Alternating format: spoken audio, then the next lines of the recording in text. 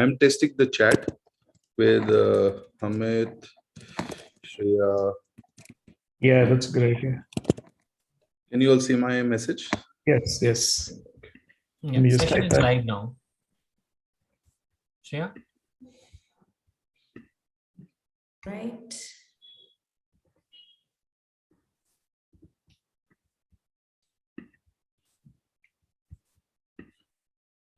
Oops.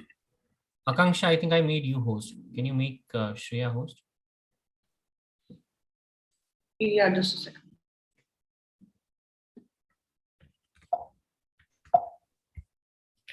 Just want to make sure I can change the slides. Okay, I can.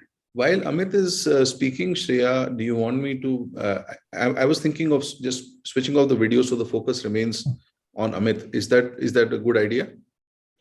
I mean, yeah, we can. I mean, I'll introduce both of you either way. So you can be on video for a couple of minutes, and then once Amit is talking, we can turn it off. Is there a spotlight feature that just spotlights Amit when he's speaking the slides? Is that how it works on the video? No, so we'll come as tiles on the top, and the majority of the part would be the screen. Got it. Oh, thank you. Thank you. Will the audience be visible in videos or they'll be not visible? No, they won't be visible. Audience's video is turned off. Guys, we are live now. Okay.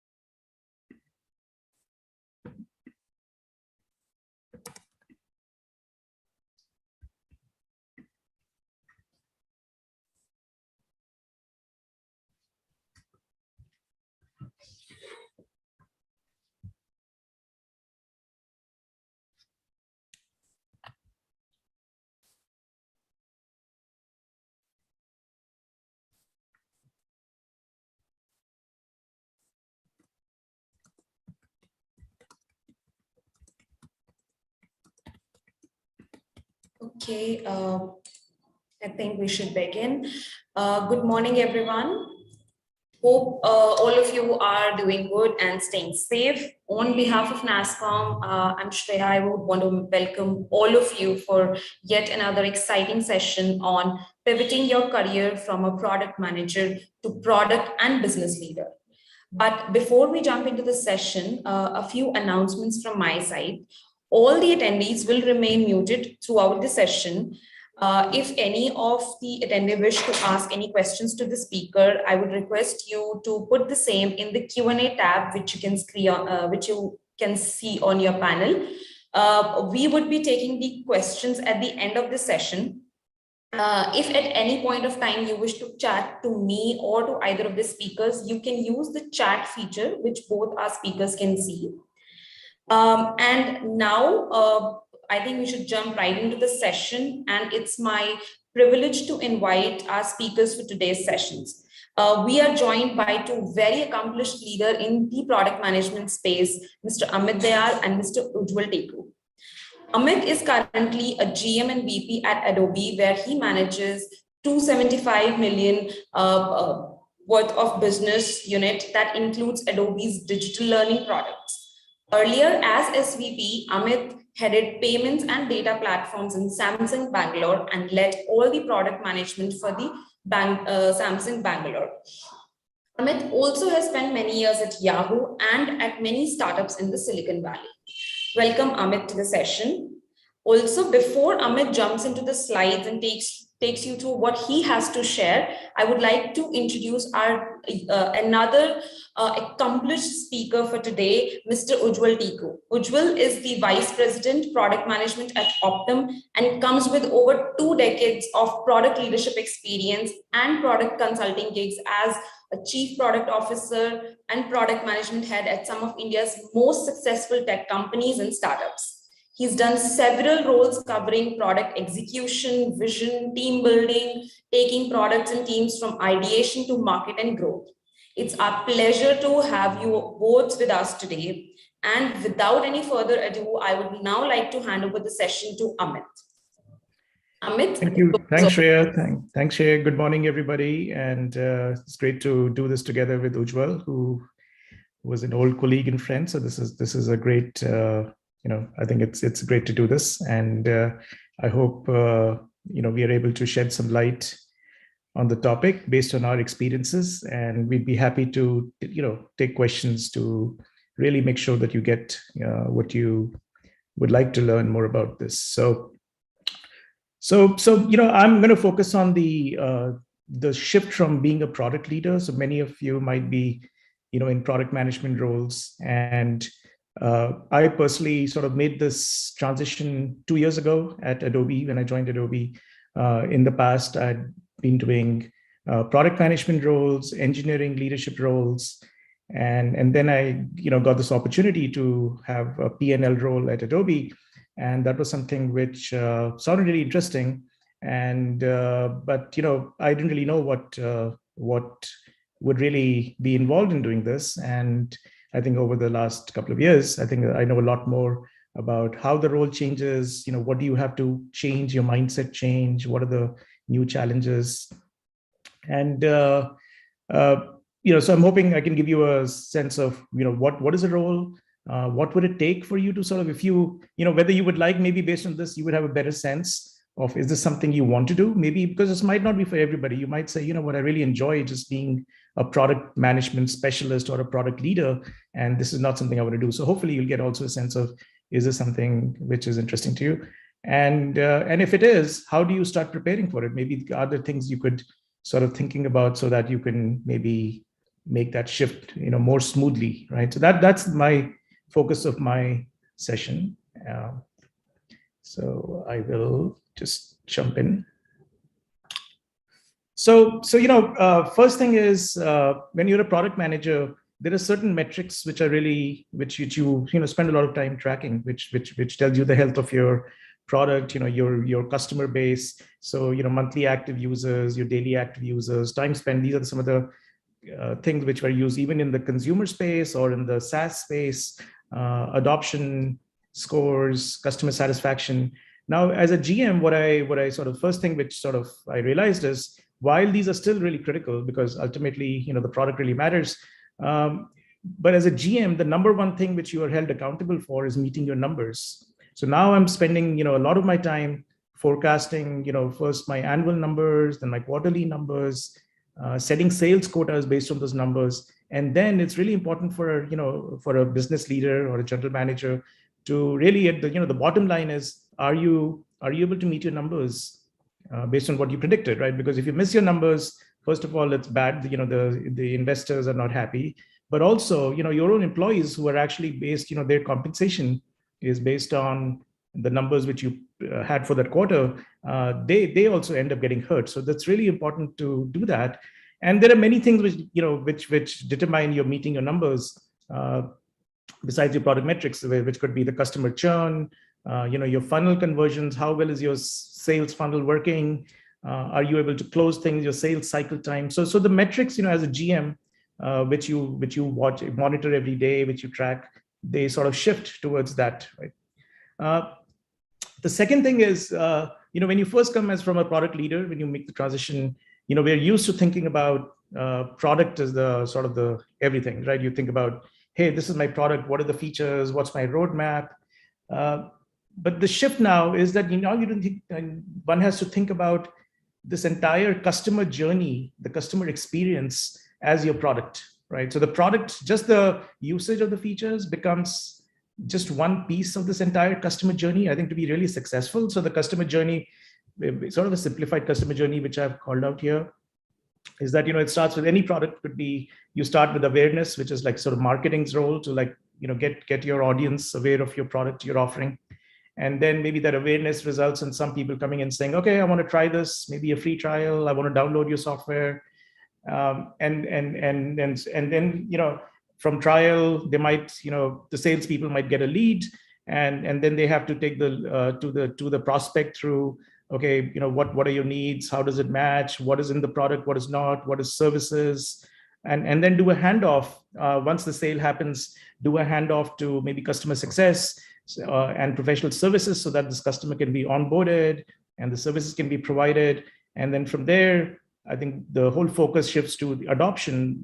And the question is, how quickly does the customer see value in their purchase? And so how well is the adoption going? How many features are they using? And then finally, especially in the SaaS business, renewal, which is like when the renewal comes up, if it's a monthly, quarterly, annual renewal, what's your churn rate? Are you able to renew? Which is really a factor of satisfaction and value. And then finally, can you grow the business? Can you sort of like have the customer even buy more, right? Because that's sort of the whole cycle.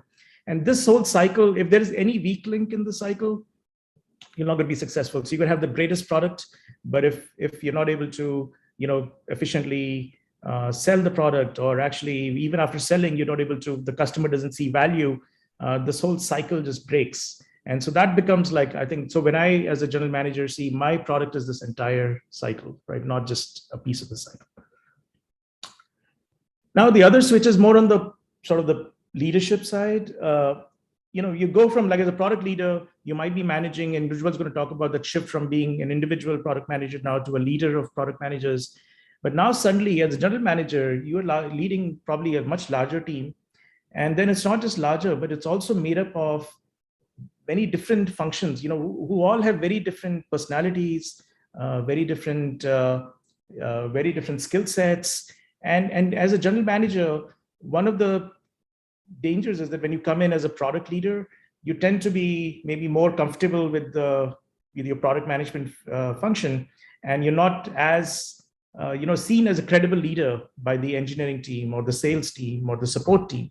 And now your job is to be like really like neutral. You have to be the person which everybody can look up to. You have to be the credible leader for every function. You need to know how to motivate each of these functions and not be seen as being favorites to one piece of the function. So it really becomes important to gain that credibility. And it's hard because you have people under you who know much more about each of these functions than you do. You have an engineering leader who's way better than you at engineering. You have a sales leader who's been doing sales for much longer. So how do you gain that credibility? How do you gain the respect and the trust, right? So that becomes sort of that's where the leadership challenge comes in. And also, how do you sort of incentivize people? So the compensation structures are very different for engineering versus sales.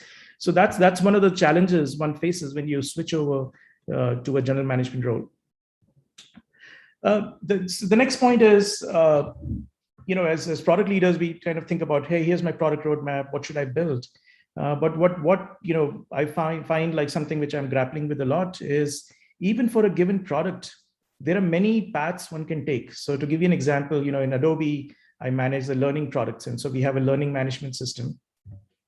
And this learning management system we can decide to use this learning management system and sell it into HR for employee reskilling, or we can sell it to partner enablement teams for partner training, or we can sell it to automotive companies for dealership training. There are many, many different problems which we can solve with this.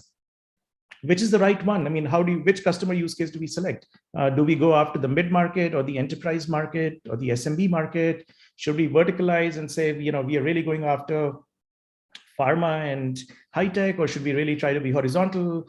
What geos, which channels? Should we do direct sales? Should we do resellers?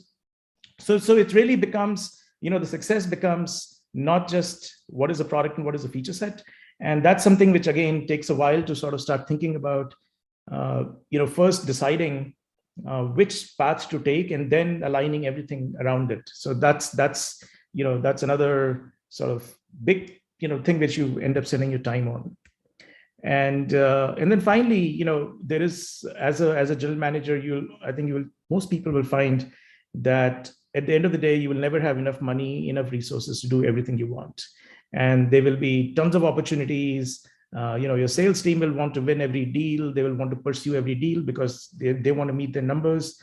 And as a leader, one of the key things you have to do is figure out, where should I innovate? Where should I sort of, really spend my time trying to win the market, rather than sort of dividing your time across every opportunity you have, or just taking every sales deal you can get.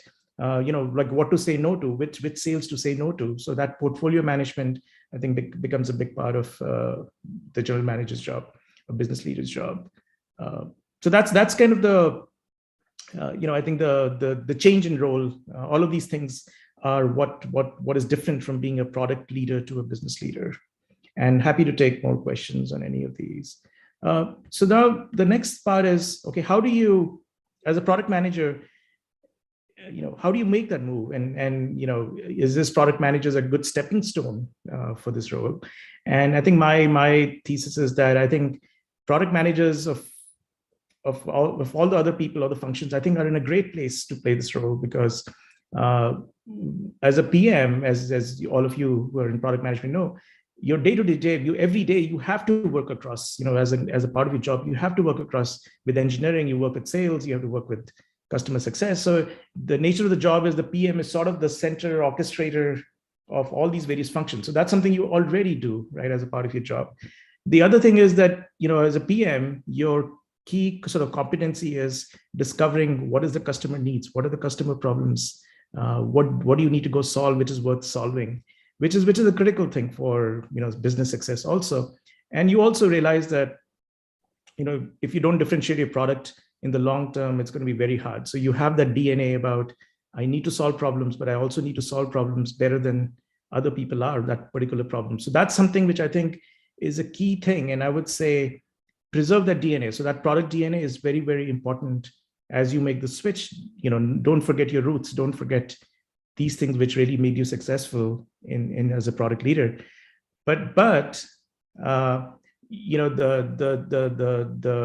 potential minefield here, or the trap, is that when you come from product, you think that product is the end all and the start and the end of everything, right? You think that, oh, as long as I define my product, I'm good to go. But that's not the case, right? You have to start thinking about, there are so many other things which I need to focus on. If I have a great product, like I mentioned earlier, if I don't have a great experience where customers have a poor buying experience, a poor support, when after sales support, or if the customer success doesn't really try to make them successful and get value out of your product, or your sales teams are selling them things they don't need, you're not going to be successful. So it's very important for me. Like initially it took me a while, because when I first came in, I would spend much more time on the product side, because I thought that was the main thing. And I quickly realized that I really have to start really focusing on other things also. And also I think that what you have to say is, start treating, start looking at that same mindset about how do you do differentiation, how do you do innovation, use it, apply it not only to the product, but start looking at everything you do in your business, business unit, in your business, and say, why do we do it this way? Can we sort of, does it have to be this way? There's a status quo, even though you might be new to that space. I think there is actually a benefit, because you're potentially going to come in and question things, and people who have been in that particular function forever are so used to doing it that way, that I think one of the things which you might be able to do as a new person is being able to say, hey, there's a way to do support better. Maybe we need to do customer education better. Like our customers, our competitors are actually selling stuff, but our customers don't know how to use it, and they're spending this just running around trying to understand how to use it. And maybe that can be my differentiation. So I think that's really important, to find differentiation in other places.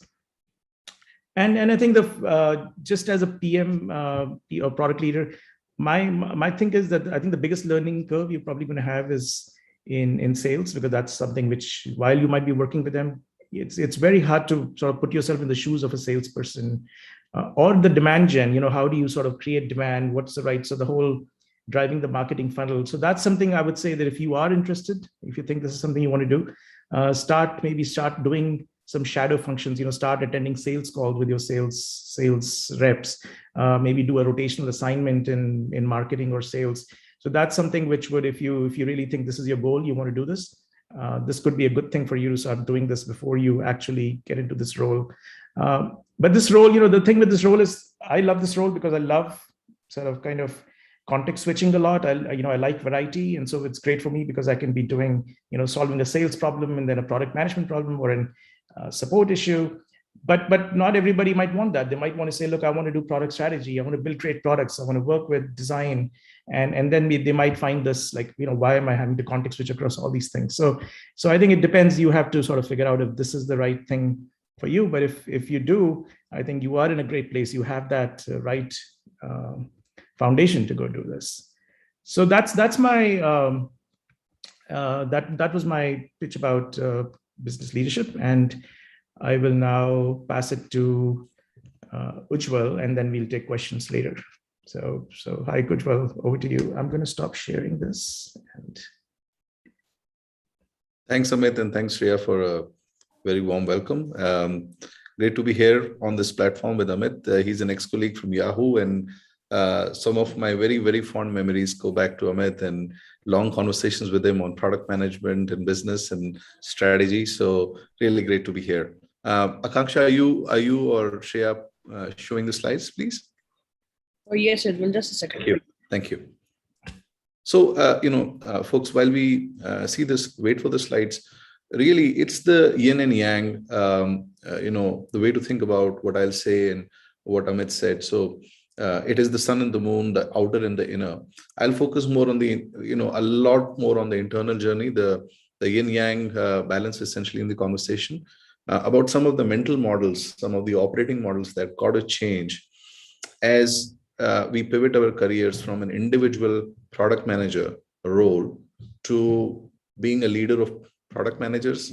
And then, it's not a binary on off button, really. There is no 0-1. It's a journey. So the journey from being an individual contributor, product contributor, or a technical contributor on the engineering team side, to a leader of product teams, portfolios, to a business leader it's a continuum. The more you go toward the business leadership side or a senior product leadership side, the more time you will start thinking about spending a lot of focus on trying to understand the impact, the business impact of, how will my product make money? And that's a very, very good way, a segue into thinking about all of the principles and practices that Amit spoke about, right? So, and I think the starting point is for many of us who are early product managers, as Amit was explaining, there is a completely new dimension as soon as you become a product manager, a senior product manager, maybe managing a few more product people, and sometimes multiple products or portfolios, right?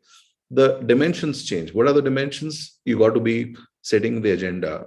You got to be looking more keenly at the financials of your product. So is your product making money, or is it a cost center right now, right? What is the business impact? How will the business operations respond to? How will customer support happen to your product? How will, if you're an e-commerce, returns happen?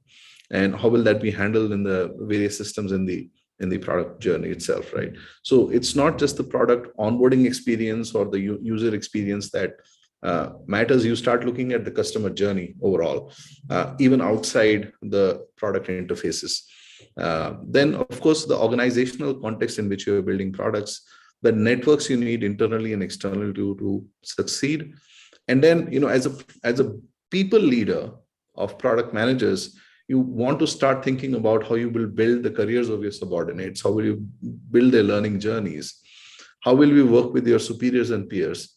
And what are the external stakeholders that you want to interact with, to learn from, to partner with, and to succeed for? So these are very critical dimensions I'd like you to consider as the journey shifts from being an individual contributor.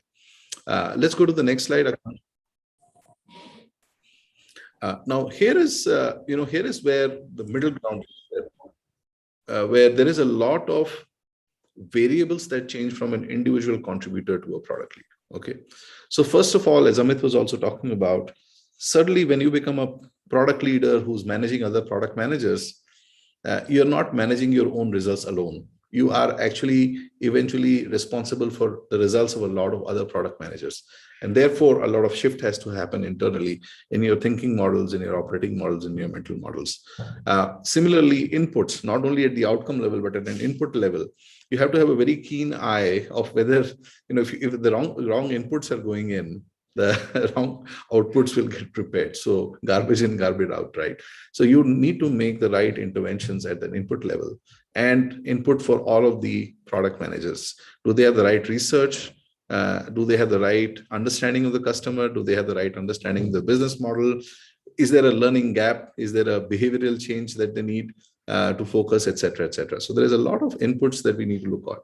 And then, very big shift is, there are certain things like expectations, motivation, morale, learning needs, vision and purpose that differ from person to person. As an individual contributor, as an individual product manager, you manage your own expectations. You understand your motivations, what motivates you in life, what drives your morale up or down, what your vision for life is, and etc.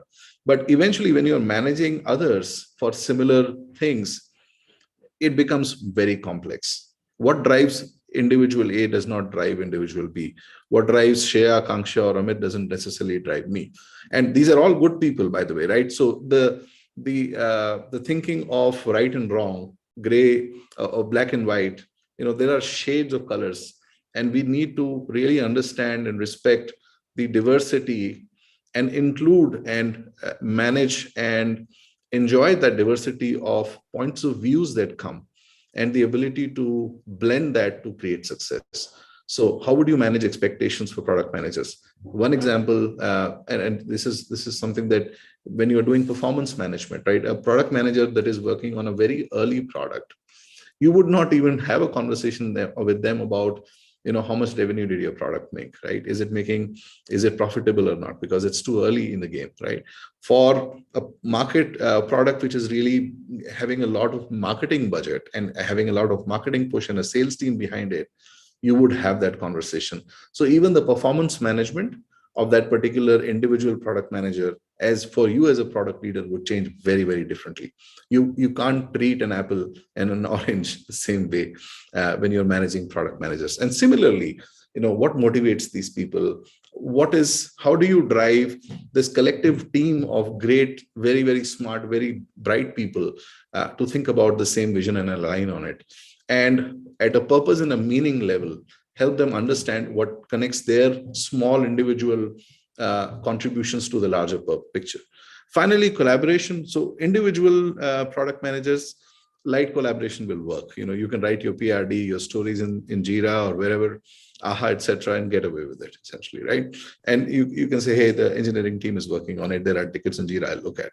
But it then becomes for a product leader to have purposeful orchestration of independent personalities, independent behaviors, and really making a team move, right? You're actually making, and product managers are very big, important roles. They may not have a lot of teams under them, but these are the decision-making roles in our companies, essentially.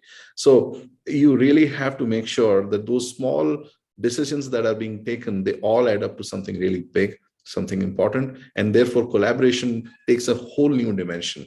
And managing that collaboration as a product leader becomes very important. For individual product managers, there is a natural bias. They're smart people, they tend to be very competitive, but you need to manage that sense of competitiveness in a more purposeful way. And then also, instead of focusing on your own technical areas, you really need to look at the larger picture of what is really being driven as a system. Let's go to the next slide, Shreya. And here is, there are some key considerations for the product leader role, therefore, from what I was speaking, right? One is purpose. And I've seen these mistakes, right? People move from a product manager to a senior product manager or a group product manager or a principal product manager. And then they start managing more product management teams or products. And then eventually they become a director of product. Typically, that's the start of a serious product leadership role, right? And the difference that I've seen when I have mentored various product leaders is the people who have been very thoughtful about why they are doing product leadership roles. The why becomes very important here. It is unmissable. It is unmistakably important now. If you were wanting to be a product leader for the title, for the the charm of it, or for more money or authority over whatever you believe is important, that's not going to really make you a great product leader, right? You have to have a desire to serve a larger purpose, to serve others, and create a larger story around it. And hence servant leadership becomes very important.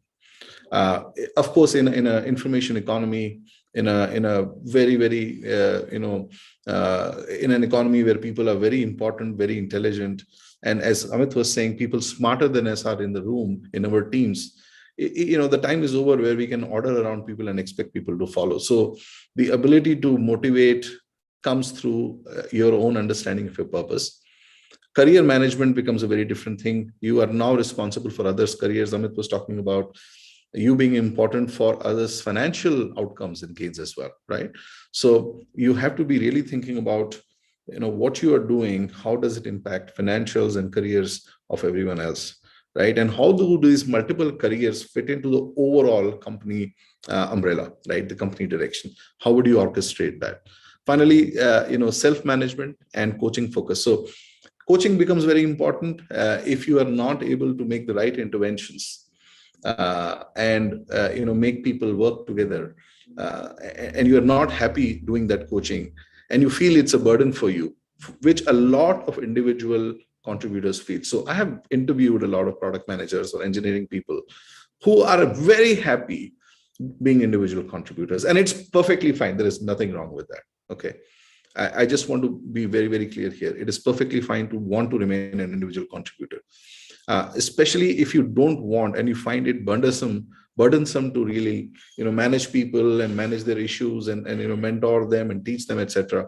But if it gives you pride, if it gives you joy to see someone grow, if it helps you learn more while explaining a complex principle or a topic to someone else, then it is a great place to think that you will likely succeed as a product leader.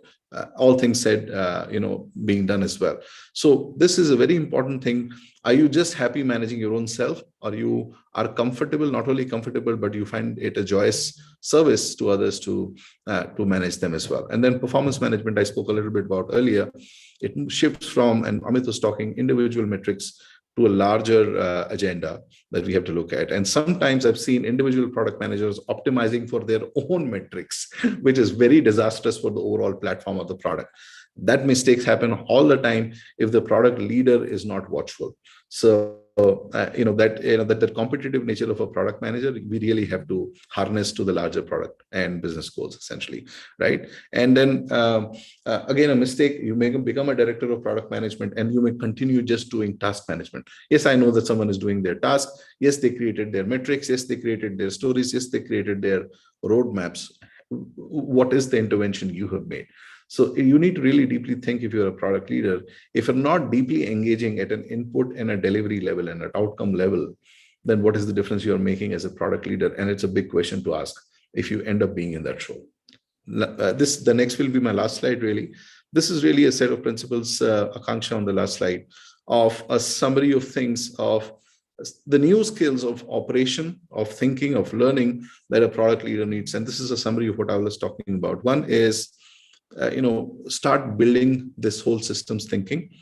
We are all connected in some way, and we often mistake these connections. And I'll show a graphic and a quote of this around a little soon. But basically, there are webs of causality we are working in organizations with, in markets with, in ecosystems with, and you really need to think about systems, not events, and not only the underlying processes that are, causing these events, but a little deeper. And that systems thinking, that has to be kind of built in. And that's a shift that has to happen from a individual contributor role. Servant leadership I spoke about.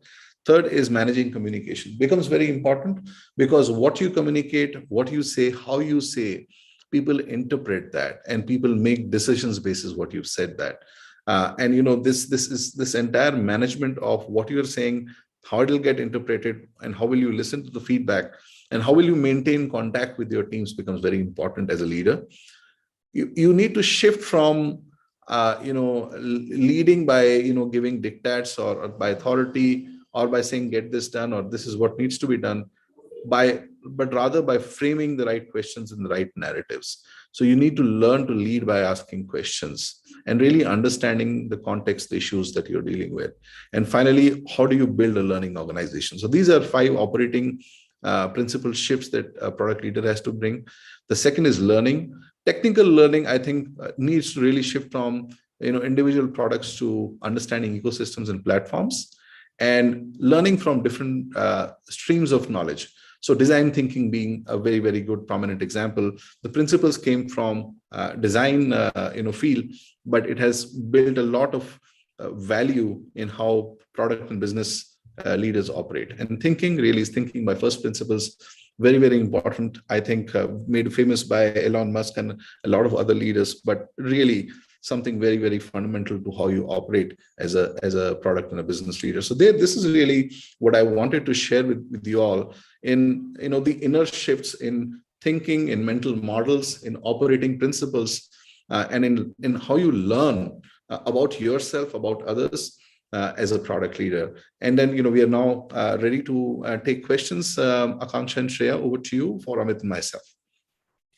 Thank you, Ujjwal. That was really, really enlightening what you shared. Thanks, Amit. So far, it's been a great session, and there are so many questions which are coming up from the audience. But before I take up the audience question, just one question I have for each of you. Amit, is it possible to run a global business based out of India? Yeah, thanks, Shreya. And thanks everybody for all the questions I'm seeing on the chat window. And I see some questions. I think there's some questions also about this, is it possible to do product management, from India for customers who are outside India or global? And so I think this is a question. It's probably quite relevant, as we're trying to do more business leadership out of India. So in our case, I think the short answer is that I think yes. And in my case, for instance, we are completely run. This is an Adobe business unit run out of India, where I'm based in India. Most of my functional heads are based in India. We actually are doing most of our sales, and one of the unique things for us is that we are doing this $270 million ARR through inside sales team, mostly an inside sales team sitting in India. So we have actually proven that you can actually drive enterprise sales, and some of these are very large deals, by purely having salespeople who are actually virtual. So, and in this day and age, with the pandemic, anyway, sales has moved to be virtual, even for people who typically were not virtual. But that, I think, is a great thing, because that opens up the ability for teams based out of India to be able to operate. We do our marketing from here, we do all the sales from here, and we have a few people. So I think the best strategy, what we have found, is augment people in India with very, well-chosen sort of folks who are actually in market, who can when needed, build those relationships or go be at a customer. But that's like, there's like for every 10 people we have virtually, we might have, or 10 salespeople, we might have one person in market. So I think we have clearly shown that we can actually understand customer needs, we can sell to customers, we can do various kinds of marketing programs, all based out of India. Thanks for answering that, Amit. Ujjwal, for you also, I have one question before we open up for the audience. I would actually like to know, are there any books that you recommend for a product leader role? I mean, what's your top pick? Sure. And Shreya, thanks for asking that question. Manan Shah also, I'll respond to the same question. He's asking if there are any good courses that help one do these shifts essentially. So if you see 2 slides down, I've actually listed so that I don't forget and people can, don't need to scramble writing those. Akanksha, if you can, these. So I would definitely recommend having look at these books and see what you like. Peter Senge has written a beautiful book on the 5th discipline. This is really trying to understand systems thinking at a very deep level and building learning organizations. Linda Hill has a good sense of what are the dimensions around which you change from an individual contributor to a manager. Robert Greenleaf fundamentally thought through the idea of servant leadership when he wrote the essay, The Leader as a Servant. This was not a new concept, but Robert Greenleaf brought it really into the center stage of management thinking. Sangeet Paul Chaudhary, he's from IMB, he's an Indian, very, very famous thinker on platforms. I would highly recommend this his work on Platform Revolution. He writes a wonderful blog. He writes on LinkedIn. I would definitely go. He's my go-to guy whenever I have to think about platforms, problems around platforms, etc. And Michael Markert, written a very interesting book on leading with questions. There are a lot of others essentially on leading with questions, but these are some good places to start. Shreya and Manan, over to you. All right, now I think we have so many questions and which came up when you guys were talking. Let's pick up the questions from the audiences now. Amit, Manoj asked a question when you were talking, how do you prioritize how you prioritize with the product limited resources? Yeah, I think how do we prioritize product features or business limited uses? Yeah. So I think the first thing we try to do is try to figure out, given our strengths and limitations, what is possible for us to really win. So given that we try to be realistic about what is the competition. So for instance, if I have a product which is competing against large incumbents who are putting lots of resources in it, and I'm a smaller sort of new entrant, I might think that maybe instead of taking them head on, I'm going to try and solve this use case. So I think it starts by figuring out, okay, what is a space where we can win, and then really narrowing down our focus into those resources. So for example I gave, we could try to solve all the use cases of learning. We could try to say, okay, we're going to solve the internal reskilling use case, the external use case, the sales training use case, but we don't have the budget to solve all of them. So we pick one and say, okay, we're just going to do customer education or sales training. And then once we do that, then we start figuring out, okay, now within this, there are others. So the next level. So I think there is levels of layers of prioritization you do, but it starts by defining the scope of what you want to do, where you want to play, and then everything else comes around it. Thanks, Amit, for answering that. Ujjwal, a question for you, which came from Sridhar. How tough is it to manage product leadership role in GIC environment where the customers and markets are 1,000 miles apart? Look, it is, I think Amit was saying as well, right? I think the world has changed drastically with the pandemic. It is becoming a lot easier to, meet customers online. Customers have, and especially B2B, it is easier to speak on video calls, etc., and have those deeper conversations. It's a little harder if you were to look at, products which are more B2C and really understand how usage is going on, etc. But for a lot of, GIC product leaders, life is easier now. I don't think it is a solved problem completely. There are a bunch of, enablers we still need to build in the ecosystem, but it has become way too easy. And there are a lot of great products being run out of India in, companies in India, I see every day. So I think the principles remain the same. Stay very close to your customer, stay very close to your sales and marketing team, stay extremely close to customer support, right?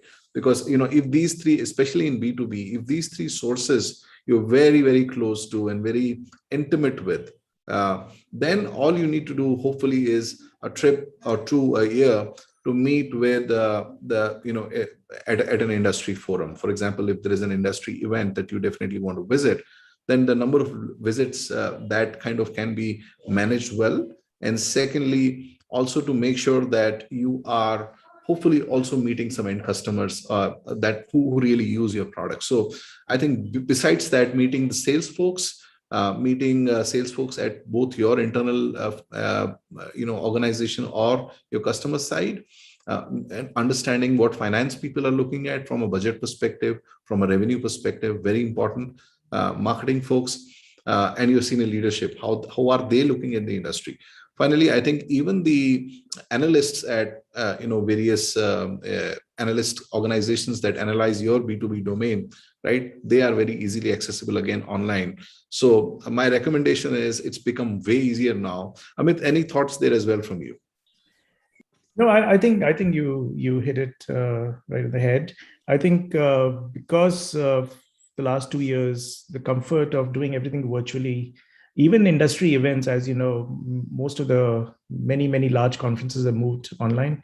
So as a product manager, you could take the initiative to actually create an event which gets your customers and prospects together and hold a virtual event. So there is a big appetite on the part of customers, analysts, prospects to connect virtually. So people don't expect you to be there, but there is always relationship building. There are things which you can do in person, which are still harder to do. So, like Ujjwal said, it's always you can make a couple of trips, but I think we have seen in our own experience that our product managers are actually very, if they try, it depends on the product manager. Really, it's not where you are. I think it's that customer mindset of actually wanting to be in their shoes and understand them, and that's the main thing. I mean, not everybody, I think, does it enough, but if you do it, doesn't depend what your location is, right? There is a related question in the chat from, I think, from Neerav. He says, whatever the organization where product managers are more on the build side, product managers in India, but need to collaborate with the commercial product managers, like user research team, business leaders in the other geographies to build the product that solves the customer problem. So Ujjwal, for you, any comments on that? Sure. No, look, I think this is a very, very, interesting area where the end user is kind of very central to, and these things happen. For example, for example, if I take an example of some of the products that Adobe creates, right? And I've been a user myself, worked long ago, Illustrator or Photoshop, etc. There'll be users and expert users, advanced users of these tools. And they would have insights that no one else has, essentially, right? So, you need to be, as a product manager, talking to your business-facing product folks who are in touch with those customers. There is undeniably a lot of value in doing that. And as Amit said, you got to build that relationship. So some relationships are easy to form online, but it definitely helps to go have a dinner, meet face to face, shake a hand, and just get to know the other individual, their frame of reference, their context, their problems, build that relationship. So the burden on travel is a lot less, Neerav, now, but I wouldn't say that it is over. The burden on you in India, traveling abroad and making that relationship happen, that burden still lies on us. And by the way, let's not call it a burden. It's a part of our job and we are responsible for it. So I would really steer away from a fear of travel or a feeling that, oh, we got to travel. It is a part of our job to go out to the market and meet the customer. So I hope I answered your question, but really, we have to, one of the good practices I would definitely recommend is creating a forum of your top end users, no matter where they are. So once you've met them, you're not going to necessarily meet them day in, day out, week in, week out, every day, whether you are in India or even if you are in that end market, right? So you want to have a forum of your top 15, 25, 30, 100 users who can continuously look at the new features, new ideas you are thinking about. You can discuss with them. They would want to have a view on your future roadmap, and they can even test out and give feedback. I have done that in my past experiences in B2C and in B2B, and I would highly recommend doing that, because that makes the distance irrelevant as well, right? So, and customers love it when you as a product manager get in touch with them and showcase to them way ahead of time what you are planning. Amit, any comments there from you? Yeah, but just to add to that, one role or function which is becoming more and more common, especially in B2B and SaaS, is the customer success organization. And I think those people, that function is a great resource for product managers, because once somebody buys your product, the customer success manager is many times talking weekly to the customer. They're doing a quarterly business review with the customer. They're creating a mutual success plan with the customer. So if you as a product manager were to look at all the artifacts created by the customer success team, which says what is the value, what is the, what does the customer want to do from a business ROI perspective, and what are they saying, when you meet them every week, what are the CSI, the customer success metrics showing. There is a lot of stuff which I think previously, before this function existed, maybe it wasn't as easy to have a central place. So that makes it, I think, even easier for a product manager to really get a pulse on their customers and where they're going, and are they getting value. Thanks, Ujjwal and Amit for answering that. Okay, Vinay asks another interesting question. As a business leader, how do you manage the product lifecycle transition with your customers, engineering, sales, and marketing teams? Amit, maybe you would like to go first? So as I was talking about the end-to-end customer journey, this is a great question, because one of the areas where you can actually break this journey is in the transitions between these various functions. And so the first one is when a lead comes in. So if a customer sends an email saying, "Hey, I'm interested in your product. Can somebody call me?" One of the most important things is for sales to quickly, many studies have shown that when a lead comes in, the next 24 to 48 hours are critical for sales to respond. Otherwise, that leads, many times the customer moves elsewhere. They go to a competitor, or they lose interest. So that's a transition between when somebody is shown interest, how quickly, what is the transition from sort of marketing to sales in that person. The other important transition is the transition from the sales team, when they've been involved in this whole sales cycle. All that knowledge they've gathered about that particular prospect, why are they buying it, what do they want, what features are critical for them, what is the MVP sort of go live solution, that information needs to be captured and then given over to your professional services team, to your customer success team. That is a critical thing, because many times what happens is sales will, if that isn't done well, there are many things on the customer expectations, what was told to them, what is in the product, what is not in the product, gets lost, and that leads to a lot of dissatisfaction later. And then about the engineering part, I mean, again, is the once the whole thing about product managers gathering information or customer success, how is that being transmitted to engineering? So a lot of this, I think, is about some of this is about key artifacts, because you don't want too many artifacts, so it's deciding what is the right content of those things. The other thing is just having really tight sort of core team meetings around a product where each of these functions are actually involved on a sort of regular basis to catch any problems. So I do agree that these transitions are really, I would focus on making sure that each of these transitions is handled and information is not lost in any of these between these functions. Ujjwal, anything else on this? No, I think that was perfect, actually.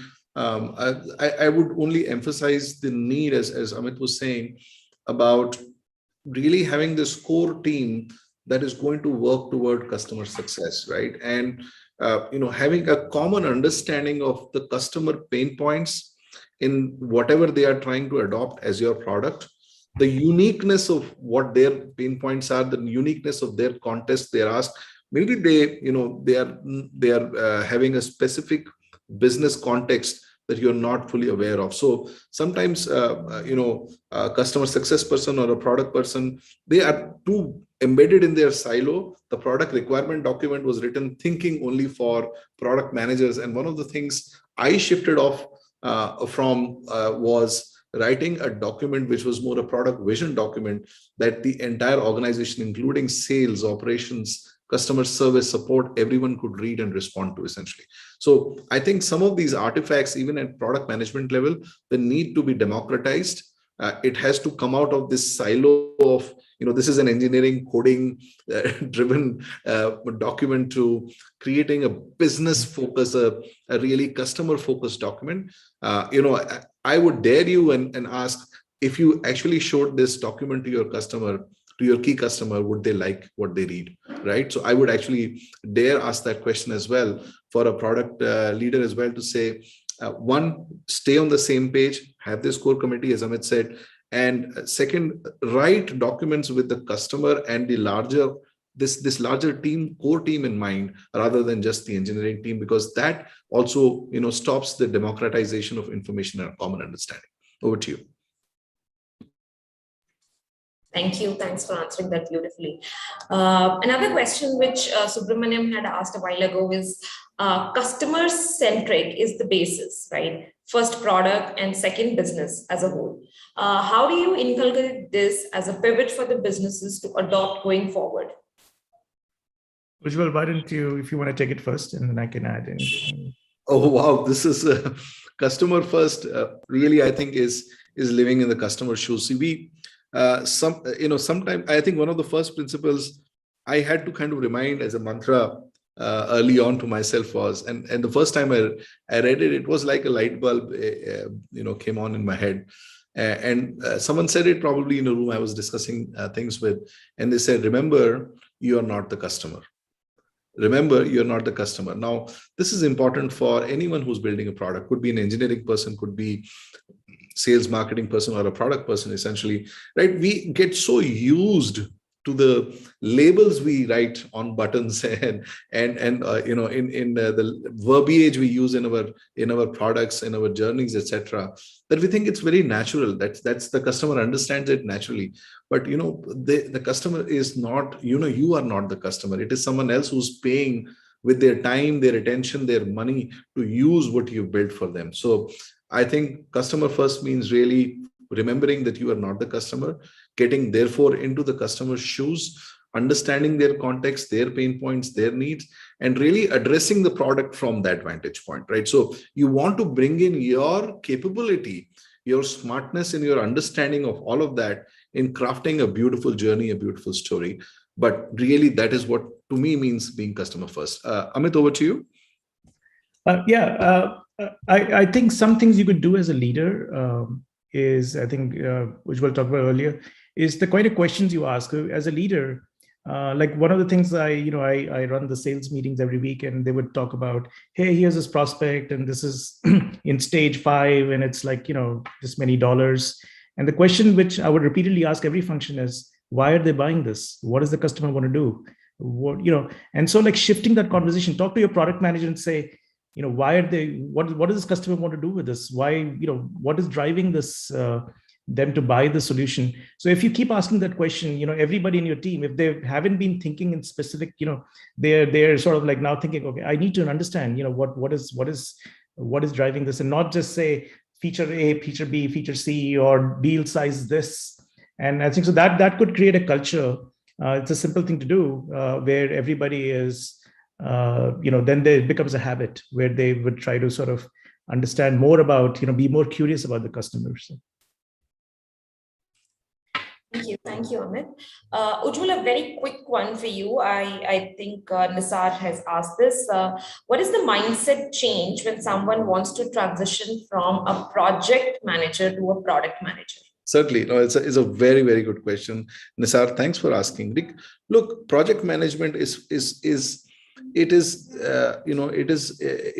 bucketed in a way that you have 3 constraints. You know the requirements. You begin with the assumption that the requirements are understood, they are known, they're documented, they're signed off.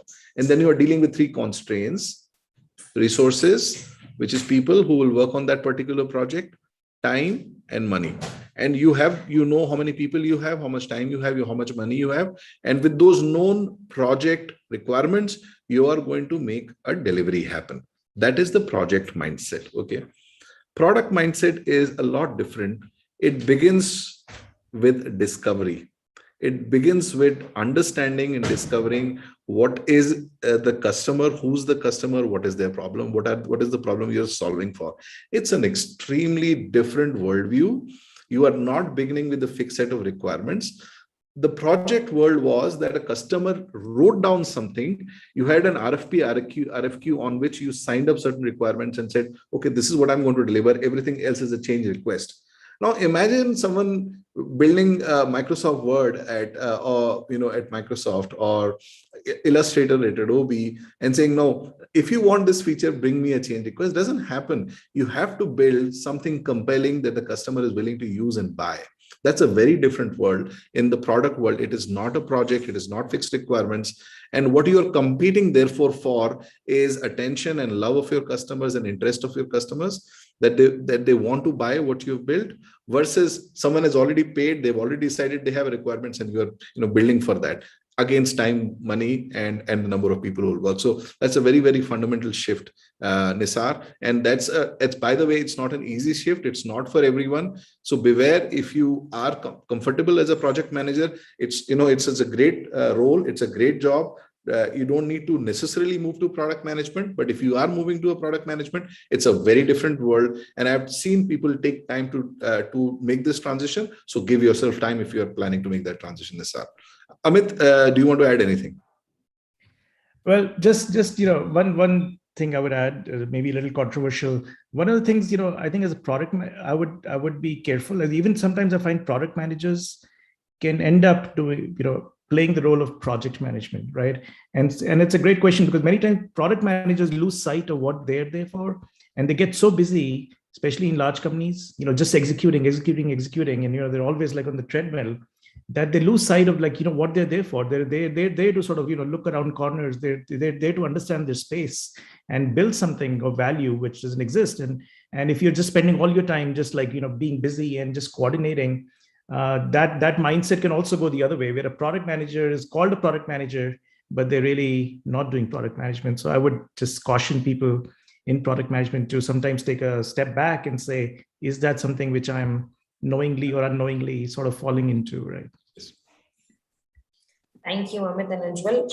Unfortunately, we have almost run out of time. But one last question, and maybe you can just very quickly answer it, is how product marketing function plays role in business growth, and how important it is for business and product leader. Yeah, I can take that, Ujjwal, first, and then you could add to this. So like I mentioned, the entire customer journey, it's like a team sport, right?